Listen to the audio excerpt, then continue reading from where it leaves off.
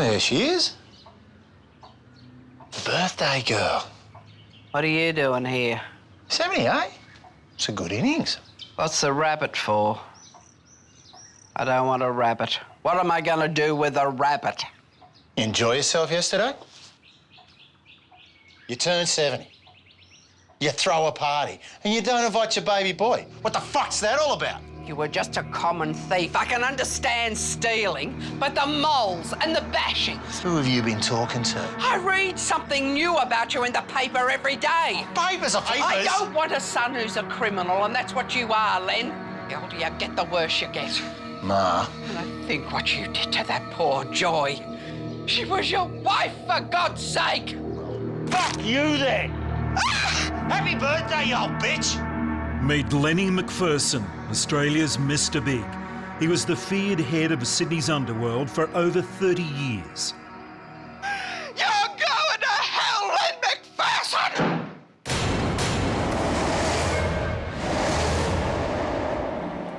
Tonight we take you through the life and crimes of Lennie McPherson, the Mr. Big of Australian crime. Everyone knew Lennie was a criminal, but he remained untouchable for 3 decades. McPherson was a ruthless multiple murderer, a standover man who ran extortion rackets and prostitution rings. At home, he was a sadist who beat and tortured his first wife.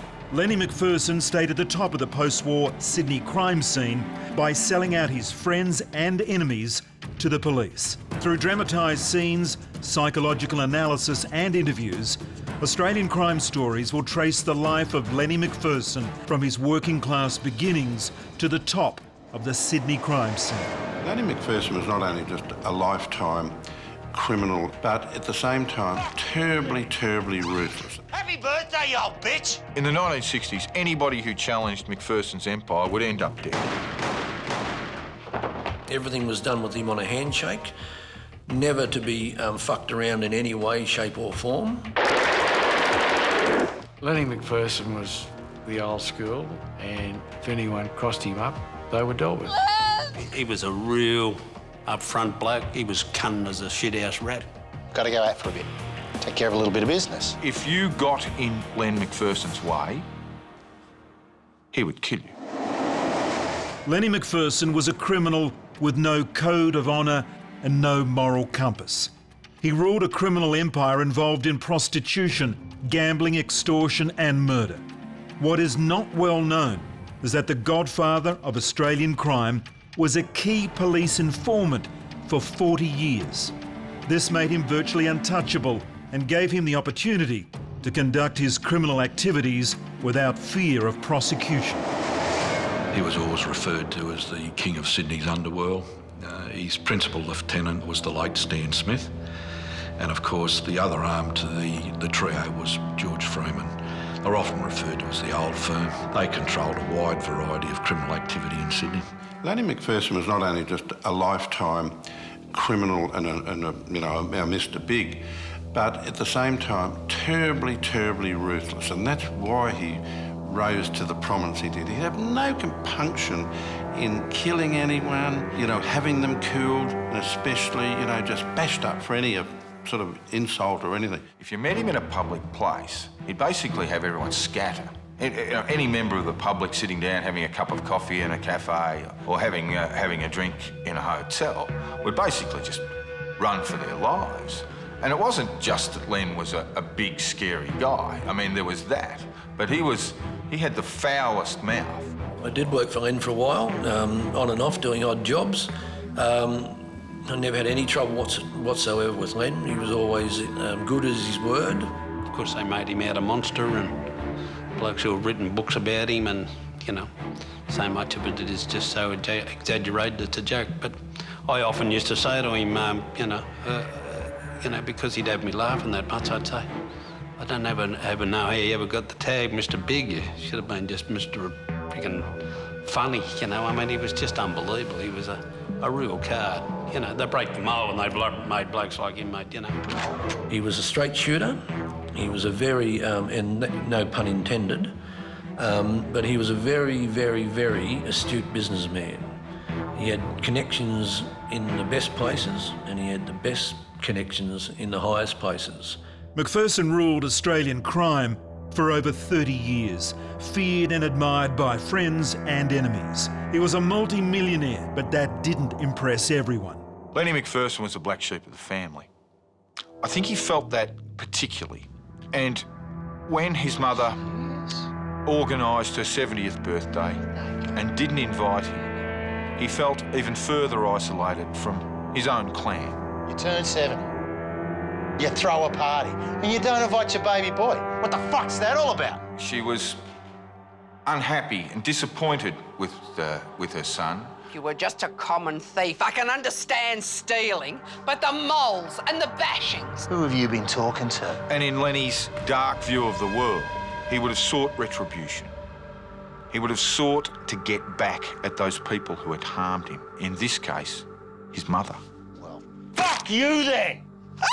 We could go into the Oedipal implications of it all, but really it was a sadistic act. It was designed to make her feel as bad as possible about what she had done to him, or what he perceived she had done to him. His mother did to him what most boys find is a very difficult thing. My elderly mother, who professes to love and care for me, who gave birth to me, says to me, "I'm disappointed in you. Not only disappointed, you're not welcome at our function." And because he couldn't reach out and strangle his own mother, he did the next best thing. He broke the rabbit's neck, and in throwing the rabbit with the broken neck back at the mother, said, "That warm child I used to be is no longer the warm child I currently am." Happy birthday, you old bitch! So for McPherson to violate his own mother's birthday space with an act of absolute toxicity, with the implication that I'll break the rabbit's neck and I could do that to you, means that he has no sense of real love for his mother or compassion. She was just a figurehead. He wanted to have power over her, and by her not inviting him to the party, he was vicious and savagely needing to have his revenge on her. You're going to hell, Len McPherson! Leonard Arthur McPherson was born in 1921, and he was the 10th child in the family. The McPherson family grew up in Balmain, a tough working-class suburb in Sydney. His father, William, was an honest man who found employment on the Balmain docks as a fitter and turner. He cared for his large family as best he could, but Lennie was a constant problem.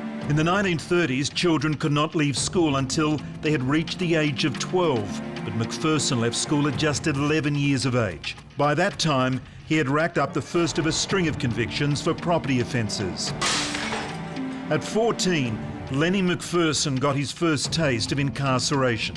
He was sent to a boys' home on the New South Wales Central Coast. Conditions in these boys' homes were harsh. Later in life, McPherson would openly admit to suffering physical and sexual abuse at the hands of guards and the older boys. Lennie McPherson made no secret of the fact that he was physically and sexually abused during his time at Gosford Boys' Home.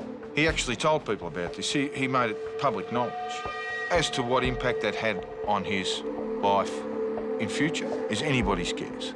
But certainly it made him a ruthless man and a violent man and a person who had little or no compassion for others.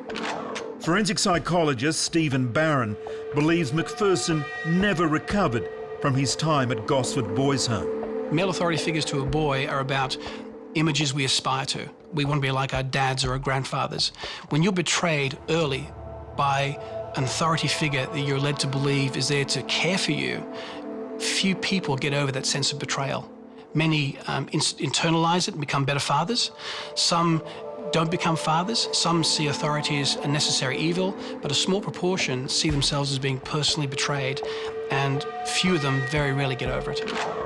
People who are incarcerated at young ages, whether it's in refuges or boys' homes, they're at a time where they should be developing all these pro-social skills. They're not having that opportunity to. They're also being exposed to really antisocial influences from the people who are in authority, the people who should have been providing the deterrence or the correction that was, hopefully gained by placing them there in the first place. At age 16, McPherson returned home to Sydney and took up a labouring job on the Balmain docks. The docks were a hotbed of crime. World War II had begun, but as a dock worker, McPherson was exempt from military service, which left him free to continue in the criminal world. By the time Lennie was 24, he had a substantial criminal record for minor offences. He was widely known to police.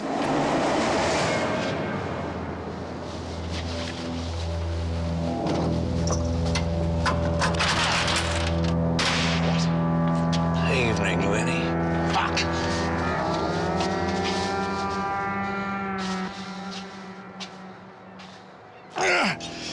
Some prick gave me up. Oh, is that what you reckon, Lennie? And here we are waiting for you to break in, just like clockwork you turn up. Or maybe we're just a bunch of very smart blokes. There's nothing smart about you blokes. Oh, you may very well say that. But seeing I've arrested you tonight, and oh, by the way, you are under arrest, Lennie. I'm thinking I'm looking a lot smarter than you. Someone's brassing me. Oh, you're getting smarter by the minute, Lennie. Now, I can't teach you the secret of everlasting youth. I can't teach you how to be a better bloke, but I can teach you how to stay out of jail. Well, if you want to really learn, that is. How much do you want? Money? He thinks we want his money. Now, how are you gonna get money, then? You're the most dim-witted, retard crook that I have ever met in all my years of being in the force. Go to buggery. Well, this is how it works, Lennie. You work for us, and we work for you. There's nothing wrong with a bit of pilfering. It's covered by insurance. No one gets hurt. Now, all you gotta do is put someone in a frame for something tasty. I'm not dogging for you. Well, you had better start thinking about bail, because bet your life I'll be waiting in the next shithole you try to break into. Wait. Well, there you go. You're not as stupid as I thought you were. Well, let's go down to the station and we'll flick through a few mugshots while Constable Thompson here will brew us up a nice hot cup of tea. I don't think I trust you blokes. Oh, you will, Lennie. You will. As a young man in his late teens and early 20s, Len McPherson was getting caught all the time. Mainly for traffic offences, stealing cars, break and enter. The police would know where to look if a car went missing, if a warehouse was broken into. They would come and look for Len McPherson. And that's because he hadn't realised how to play the game. After a while, the penny dropped. If I can dob in a mate, if I can inform on a bloke who was with me, or if I hear about a job, I go and tell the coppers, then they will let me off when I get involved in my own crimes. So he went from one botched offence to another, until eventually people wouldn't work with him, because if he got caught, they got caught. And it may well be he decided that by giving people up, it allowed him to be part of the life that he led, but at the same time gave him a major part of protection. Ray Kelly was the most famous and feared police officer in Sydney. McPherson soon became his informant. Well, we were always told that McPherson was a police informant, and from my own experience speaking to former detectives who are well and truly retired and deceased, they validated the fact that he regularly used to supply information to a former detective inspector, the late Ray Kelly. he developed McPherson as a very valued informant. I can't teach you the secret of everlasting youth. I can't teach you how to be a better bloke, but I can teach you how to stay out of jail. Lennie McPherson, of course, as time developed, he became close to Ray Kelly, and Ray Kelly, as I said, in my early days, he was the gun detective. Any underworld murders that took place, Ray was in charge of investigations. We all looked up to Ray. He was a tough guy. He was known as Gunner Kelly. I think he let a couple of shots go and killed one or two over the years. Ray Gunner Kelly and Len McPherson both rose to prominence, one as a police officer, the other as a criminal, at around the same time. And they both stayed top of the heap, really, for the next 25 years. But their relationship and the quality of the information that McPherson was able to provide Kelly made Kelly a hero within the police force. And in turn, the quid pro quo to that was, I will turn a blind eye to your many and manifest crimes, Len. There's nothing wrong with a bit of pilfering. It's covered by insurance. No one gets hurt. Now, all you gotta do is put someone in a frame for something tasty. Becoming an informant was a dangerous move for McPherson. It would keep him out of jail, but if the criminal world found out, it could get him killed.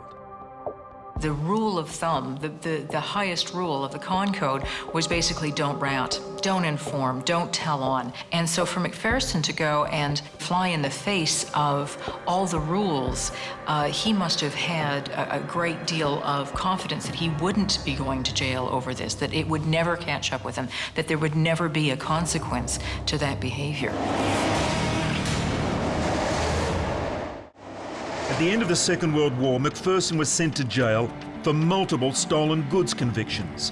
He was finally released from prison in September 1946, and at the same time, new forces arrived in Sydney. One new player, Frederick Anderson, wanted to be the top dog. McPherson was just another mid-level crook when they first met, but Anderson could see a ruthless streak in the big man. In the 1950s, Anderson took McPherson under his wing. The two men were keen observers of the American mafia. Anderson marvelled at their power, and he knew that it came from establishing an organised structure. Journalist Bob Bottom is an anti-corruption fighter who has traced the origins of organised crime in Australia. We in Sydney had in those days backstreet baccarat. That went out, in came shopfront casinos. We had laneway prostitution, and out that went, and in came massage parlours. Out went the Friendly Fred running SP, from the local pub, and in came syndicated SP betting. They operated under protection, and the person since nominated as Mr. Big, Lennie McPherson, but more particularly above Lennie was one character who'd come through from the Razor Gang days, through the war years and everything, a man called Frederick Charles Paddles Anderson. If anyone could be nominated as a boss of bosses, he was it. Frederick Paddles Anderson was the architect of organised crime in Australia. Anderson had looked at the structure of organised crime in the United States, essentially through the mafia, and believed that with some changes, it could work here.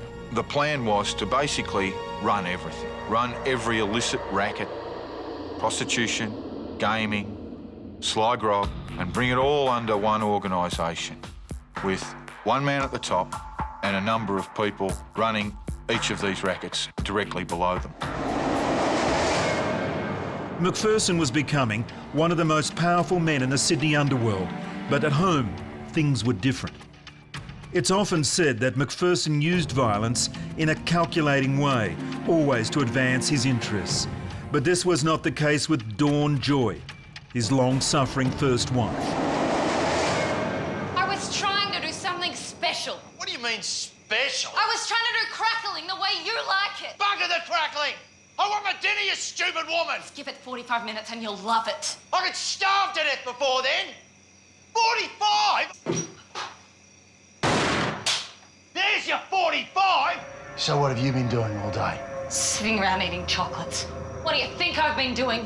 What have you been doing? Or should I say, who have you been doing? I have been working all day so you can live in this nice house, busting my ass, and all I ask is my dinner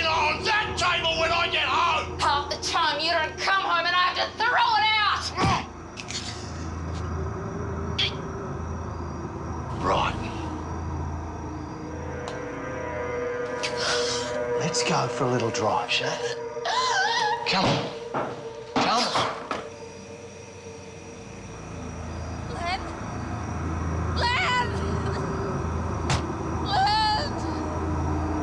I'm gonna tear you in half, you bitch! Len, please!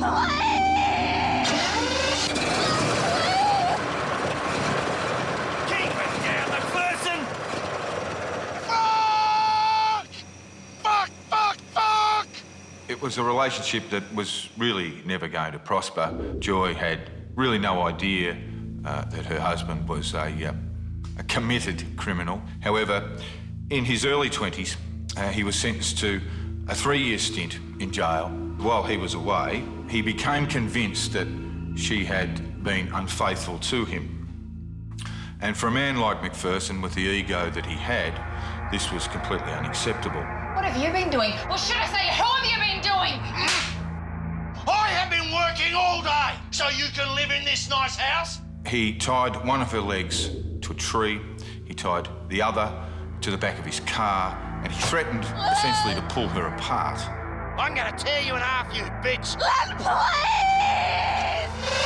He didn't do it, but he continued the violence against her. Such were the extent of her injuries that a charge of attempted murder was going to be placed on Lennie McPherson. However, with the involvement of willing police officers, in this case Ray Gunner Kelly, a settlement was negotiated. Now, you two, we're going to sort it out. All right? There'll be no more trouble. Now, Lennie, this is the way it goes. Sell the house, give her half, and she pisses off, all right? And you leave each other alone. You want the fucking ring back? Yes. Well, you make sure you give it to him, all right? Is that understood? Okay. Fortunately for her, she left Lennie's embrace and went on to live a relatively normal life. Forensic psychologist Anita McGregor believes McPherson's treatment of his first wife may be symptomatic of a psychopathic nature. With the concept of psychopathy, if McPherson in fact was a psychopath, that he would probably have difficulty in forming attachments to anybody, probably women especially, in that he often would probably have seen connections within a power continuum rather than a connection continuum. Half the time you don't come home and I have to throw it out! So women were something to be dealt with. Women were something where you had to teach them lessons occasionally. Those kinds of things where again, his behavior wouldn't have been generally how people see each other in relationship, where there would be compromise and discussion and those kinds of behaviors. In psychopaths, we generally don't see that behavior. Lennie may simply have been someone who didn't like people, wasn't very likable, who was manipulative, who was a con artist, who made profit from other people and didn't really carry a relationship all that well. And sometimes, if you're not too bright about how you do it, people see you for who the person you are, how you are, and you get excluded. So Lennie may well have become more violent because he didn't get the respect, the deference, the status that he felt he was entitled to, but others of his kind did by virtue of who they were and what they did. McPherson committed as many as 10 murders in the 1960s to further his criminal empire. Yet many believe that the vicious assault on his first wife, Dawn Joy, was his most depraved. But once again, his police contacts ensured he didn't face the consequences of his actions. Through his growing contacts in the underworld, McPherson established himself as a bludger, street slang, for a man who lives off the earnings of prostitution. He kept mistresses among the working girls and sired children that he totally ignored. Despite McPherson's expanding criminal empire, his value to the police as an informant kept him out of the courts. Lennie McPherson had this ongoing relationship with Kelly. There'd have been no fee, there'd have been no amount of money paid. It would have been just part of their relationship. It was the same with me later on. You knew that you could go and talk to somebody and they would give you information if they had information that you wanted to hear. They wouldn't bullshit to you. All along, Lennie would inform on his opposition. He would sometimes even inform on some people who had previously been within his outfit that he wanted to get rid of. But when it came to talking to him, he would never say anything at any stage to put himself in. And in fact, he's appeared before various inquiries, including royal commissions. He just played them on a break. He would pop out a few smart remarks, but no one could ever pin him. He wasn't just a rough crook. He was a very smart man. Lennie was locked up and charged every 3 months of his life until 1953, when he started informing on his mates. And then after that, well, he didn't get pinched for 40 years. On the 19th of December 1965, Ronald Ryan and Peter Walker escaped from Pentridge Prison in Melbourne. During the escape, a guard was shot dead. As the Victorian police closed in, they fled to Sydney. Ronald Ryan sought out McPherson, believing the big man could assist him in getting out of the country. McPherson agreed to help Ryan and organised a meeting at Concord Hospital. Ryan waited for him, but McPherson didn't show. Instead, more than 100 police officers swooped in on the scene and arrested Ryan and Walker. If criminals came to Sydney, they wanted some sort of protection themselves, they'd go and see Lennie. Well, when two criminals from Melbourne came up here, they went to see Lennie, and of course one of them was Ronald Ryan. Ryan and Walker escaped from Pentridge, and of course the heat was on them on Sydney to bring about their arrest. Information was that they were here, and Lennie McPherson played a big part, of course, in bringing about their successful arrests. So Lennie told Kelly. Kelly went out and arrested them. And of course they were extradited back to Melbourne. Kelly was made a hero, and Ronald Ryan became the last man hanged in Australia.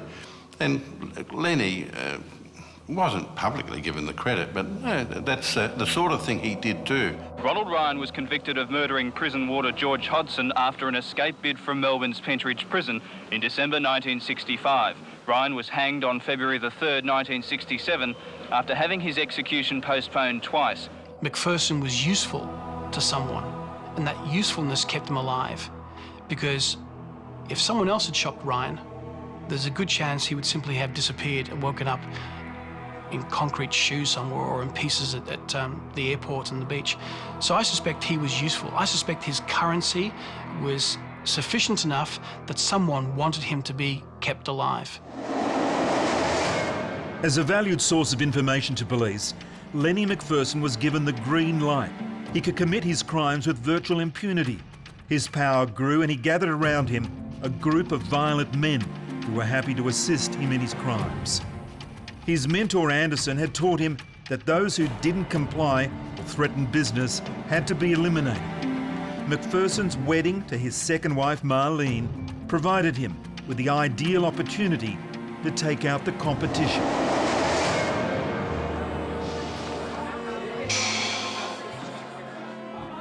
Stan said you needed to speak to me. That's right, my lovely. I've got to go out for a bit. Take care of some business. You can hold things down here for me, can't you? Len? All right. I'm sorry. But business is business, you know that. How long will you be? Only an hour. Back before the speeches, I promise. Ben? Yeah. Of course, dear. I understand. Have fun. And stay safe. Yeah.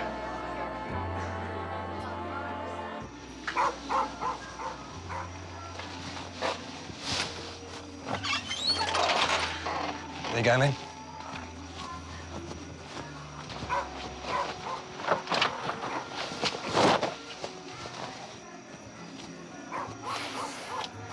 We'll see who the toughest man in Sydney is now, eh? Not him. Let's go.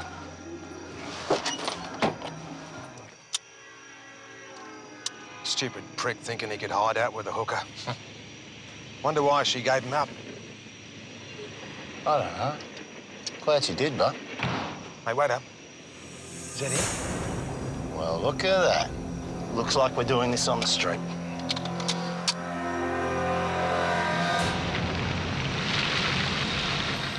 Hello, pretty boy. You forget to RSVP my wedding. You You're not so pretty now, are you?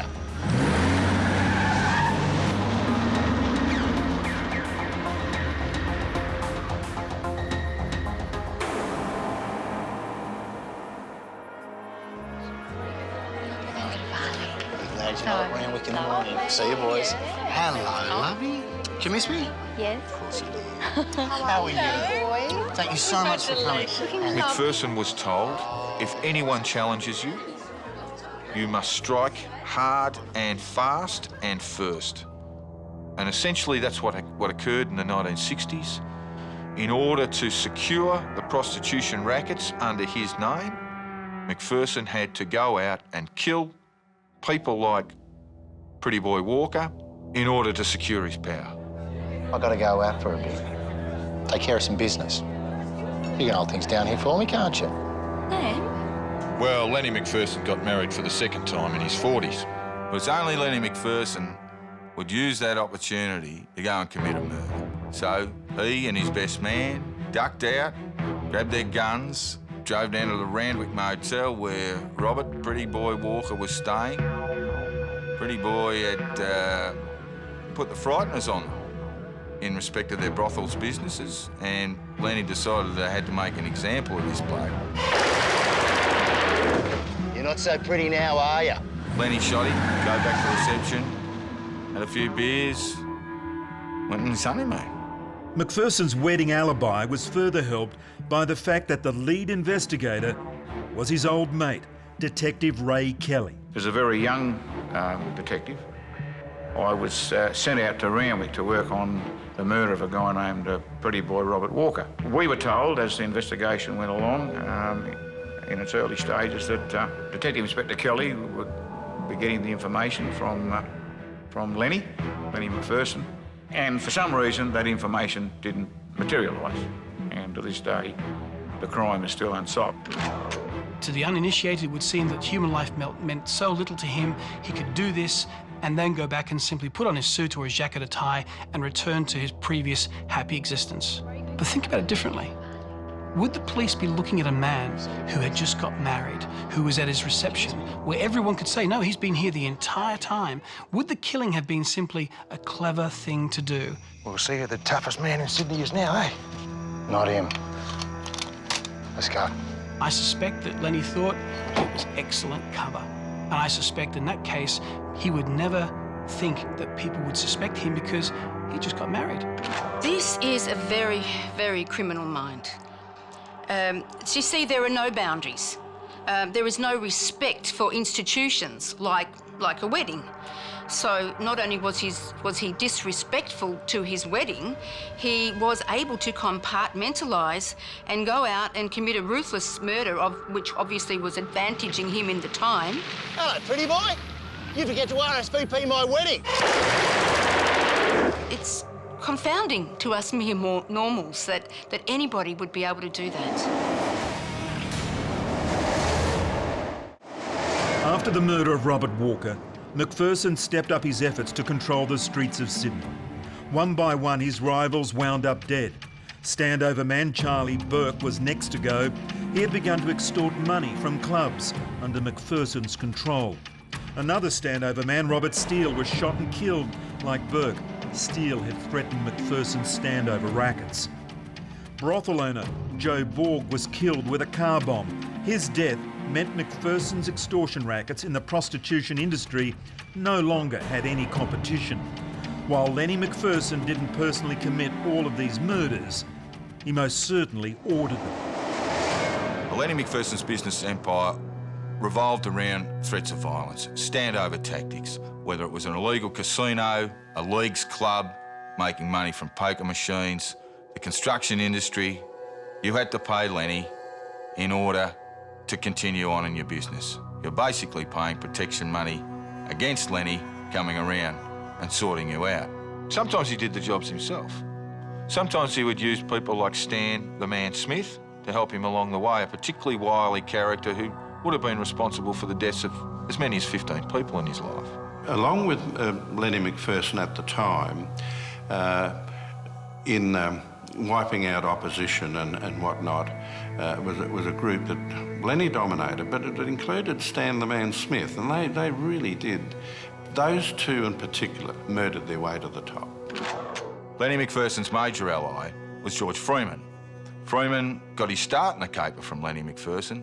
Before that, Freeman was just a thief. He was a shoplifter. McPherson said, "You know what you're doing with the horses. Why don't you come along and start SPing for me," and so forth. And that's where Freeman's empire built, largely with, under the aegis of Lennie McPherson.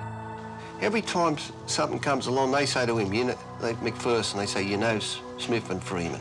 But wouldn't it be easier for you if you didn't associate with them? Then you wouldn't have this problem. We don't associate together. We know each other. There's a little difference. Listen, but if they did ring me up tomorrow night and said, "Would you like to come for dinner?" I'll say certainly. It was a loose coalition rather than a gang. They got together rarely. It was rare to see them together. But they all looked after each other's interests and protected one another against any threat that might come along. Competition had thinned, but there was one man that stood in McPherson's way, the gunman and murderer, Raymond Ducky O'Connor. McPherson had employed the freelance hitman services, but O'Connor refused to exclusively join McPherson's team. This led to a standoff, with O'Connor and McPherson threatening to kill each other. McPherson called O'Connor to a meeting in a Sydney nightclub called the Latin Quarter. O'Connor agreed, thinking that the crowded club would provide him with protection from McPherson. It's a really simple thing I want done, all right? And it better be...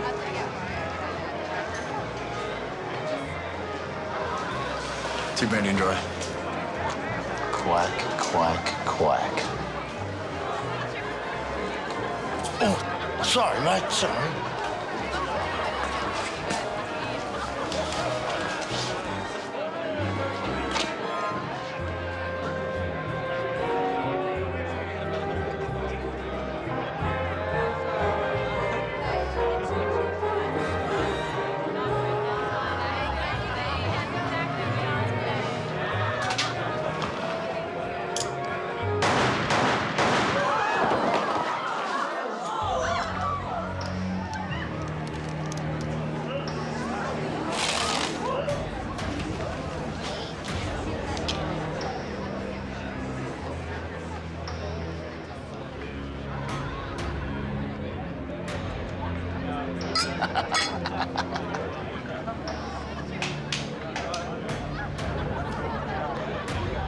As Lennie sort of emerged and became powerful, one of the things he set out to do was not only to wipe out someone who might be a competitor, but get rid of their henchmen.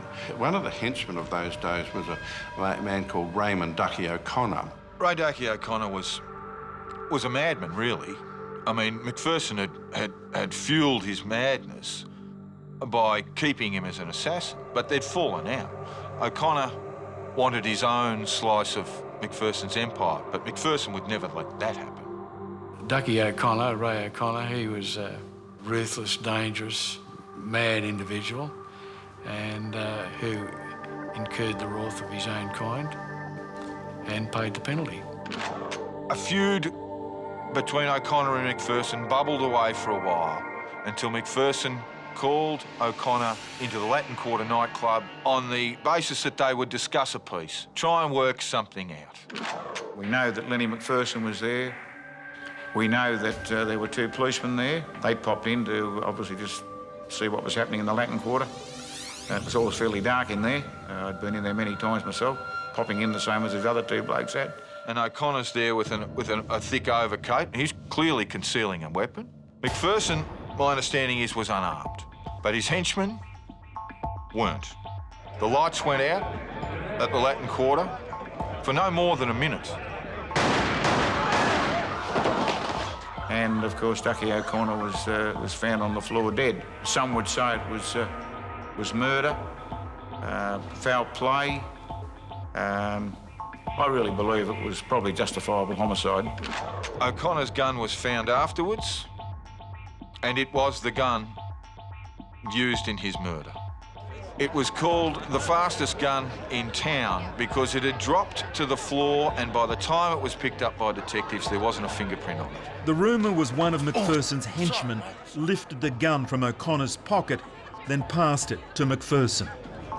And Lennie blatantly shot him at the table and dropped the gun with a couple of New South Wales policemen sitting at a table just across from it. No one saw anything, no one got charged. It was just fairly typical of the day. And McPherson thought he may have been charged with the murder, but that was the risk he was prepared to take. To iron out this bloke, another competitor gone, and his position in the Sydney crime scene unrivaled. With the death of Ducky O'Connor, McPherson became an unstoppable force in the Sydney underworld. When his mentor Frederick Anderson died in 1978, McPherson finally took over as the undisputed king of Sydney crime. During his time at the top, Lennie McPherson survived 3 royal commissions and numerous coronial inquests, examining the fate of many of his victims. But eventually the police officers that had kept him on the streets moved on, which left McPherson unprotected for the first time in almost 3 decades. A new crime-fighting body, the National Crime Authority, had McPherson in its sights. Phone taps of conversations revealed McPherson conspiring to bash and break the arm of a former business colleague. McPherson was convicted in 1993 and sentenced to 4.5 years in jail. The last thing that happened to Lennie was that he was actually targeted by the National Crime Authority at the beginning of the 1990s. And they couldn't get him on organised crime matters, but when they targeted him, they picked him up on phone taps or organising the bashing of a man. Well, Lennie and some of his business associates, they were involved in the business of importing distilled drinks, spirits, what have you, bourbons, whiskies. They only had one brand that was worth anything in terms of sales, but one of the partners decided he was just going to take that and run with it. He negotiated the rights himself and legitimately and legally decided he was going to distribute that particular brand. And when Lennie got wind of it, he sent a couple of his boys around. A court has been told that Sydney identity Lennie McPherson paid $20,000 to have a man's arm broken. The Crown alleges McPherson engaged 4 men in all to beat up a former employee of one of his nephews. The nephew's company, Kentucky Importers, had the sole Australian rights to Jim Beam bourbon, worth $26 million a year. Electronic surveillance were able to record McPherson organising the bashing of a businessman that he had been associated with. The NCA claims to have tapes which support their case against McPherson. They alleged 2 weeks before the bashing, he told Barlish, "I'm telling you there's 20 grand and I don't want $1, otherwise I'd be in it." One of the quotes off the phone taps has Lennie ringing actually a henchman who's had done some murders for him before. He brags how the blokes had broke his arm and bashed his head in. You know, just sort of like normal sort of chortling, you know, conversation, but no compunction whatsoever. McPherson was charged with ordering the bashing, but fought with everything he had to stay out of prison. McPherson had a terrible fear of dying in jail, and that he would do anything that he could to avoid that. For a long period of time, he pretended that he had Alzheimer's disease.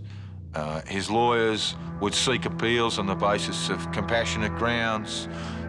And so Lennie, for a number of years, went through this act of stumbling his way around courtrooms, forgetting who he was. My wife went to Alzheimer's and learned all about it so she could watch me. She knows that I am slowly deteriorating. She told me, "You don't want to put them through it, because you see what I know what's happened to my brothers. They're just nothing. His sister's dead. No one wants to know you." Sociopaths absolutely adore being in a position of power. However, when they no longer have that, they're very, very good at playing the victim, where it's all about poor me, because it's never been their fault, of course, in their own mind. So then they go into this new compartment of, I'm the victim, it's all your fault, and you should feel sorry for me. Are you frightened of going to jail? Well, not really frightened of going to jail, but I think I'll die there. I think I'll lose my memory there, and that's what I'm frightened of. Lennie McPherson entered jail as a 73-year-old. His physical health was fading, but those close to him said his mind was as sharp as ever.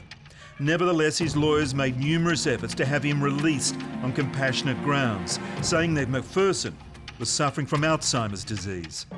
The courts rejected it. If Lennie McPherson was suffering at all, it seems the demons of his life of crime were the cause.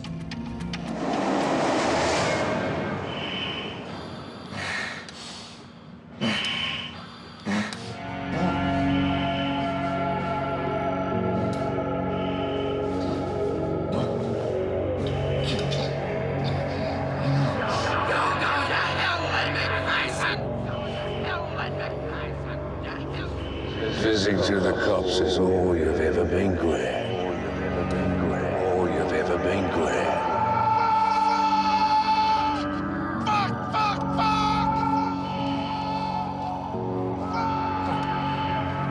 Come on, Lennie. You don't want to die in jail, do you? Die in jail, do you? Die in jail.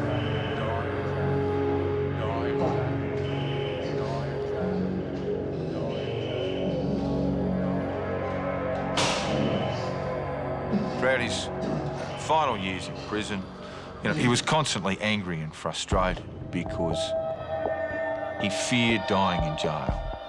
And that is ultimately what happened to him. I think that McPherson, it's hard to imagine what it would have been like for him in prison, given that he'd had this lifelong behavior of informing on everybody. I'm sure he probably wouldn't have been the most popular guy there. Fizzing to the cops is all you've ever been glad. He probably, like most other people, would have valued his freedom and would have been happy to go and manipulate or deceive or try any option that he could to get out. If he was tormented by demons at all, it was only the great fear of dying in jail. McPherson wanted to die in his bed, surrounded by his family, and that did not happen. McPherson finally died as a result of a heart attack in Cessnock Jail on Wednesday, August 28, 1996. I know talking to Abbo Henry, because he was there the night or the day that Lennie died. And he said to me when he got out himself, he said, Roger, he said, I think he really died of a broken heart. He said, I think he thought that he should have been released. He was old and decrepit in the end, and he said, I really think he died of a broken heart. I really liked Lennie McPherson. I got on really well with him, and I actually minded him in the last part of his life in prison. But right in the end, mate, I can remember him the day he died, and he was Len walking along and in his white outfit, ready to go over to work in the kitchen, and I said, what's wrong with you? And he just used to froth at the mouth, in anger. He was always angry. He said, I'll die in here, I friggin' know it. I said, well, be careful what you wish for. Instead of dying with his family around him, he died in the company of crooks and criminals in a prison hospital of a massive heart attack. To have been Mr. Big for so long, he would have felt like he was the king of the castle. There was just no other way for him. Got to take me out after him. He was there for a long time. They ruled supreme for a long, long time, longer than any other gang. Very successful, ruthless, and extremely reliable. And that was the sort of person that you wanted to work for and with. If you take it from, say, 1966, which is around about the time Lennie really did the first murder, I think, in Sydney in the gang wars of the 60s, that's 3 decades. Neither Al Capone nor any other crime leader anyone can identify in America ever survived for 3 decades. Lennie McPherson started life as a petty criminal and ended up as the undisputed head of the Sydney underworld. For nearly half a century, he murdered, extorted, robbed, bashed, ran prostitution and drug rings, and informed on his friends and enemies. As his mother expressed at her 70th birthday, if hell exists, Lennie McPherson has well and truly earned a place there. In the end, a heart attack did what his enemies had found impossible. It took out Mr. Big.